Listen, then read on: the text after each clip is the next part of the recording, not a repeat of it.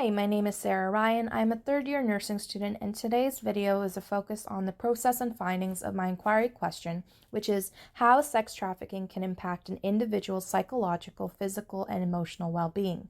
Before beginning this presentation, I would like to give a brief warning because this is an extremely sensitive topic, and if you need to step away at any time, feel free to do so. The reason I chose to focus on this type of inquiry question is because human trafficking is a topic that is so prevalent yet buried within our society.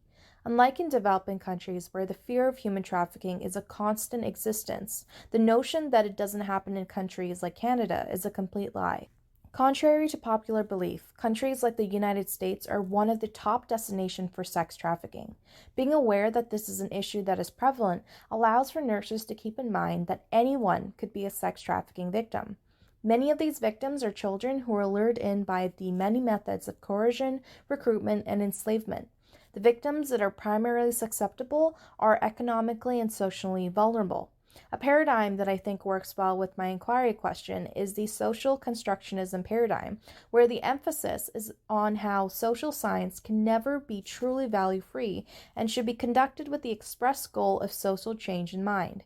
By acquiring the answers to my inquiry question and keeping this new knowledge in mind, the knowledge gained provides healthcare providers to ask the needed questions and to give the best care and resources possible.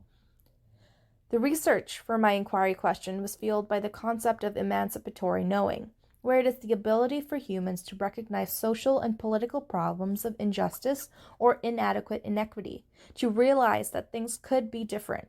Emancipatory knowing cultivates awareness of social injustice and allows for there to be a critical examination as well as question the nature of why social problems occur.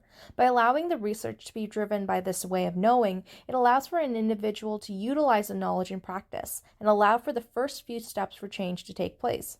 In order to eradicate or decrease sex trafficking, learning about the signs and symptoms of sex trafficking will allow for victims to be rescued without the need for victims risking their lives to ask for help. The theoretical framework can be defined as a theory with a collection of interrelated concepts, but is not necessarily complete. The framework is meant to guide research, figure out what things to measure, and what analytical relationships to prioritize.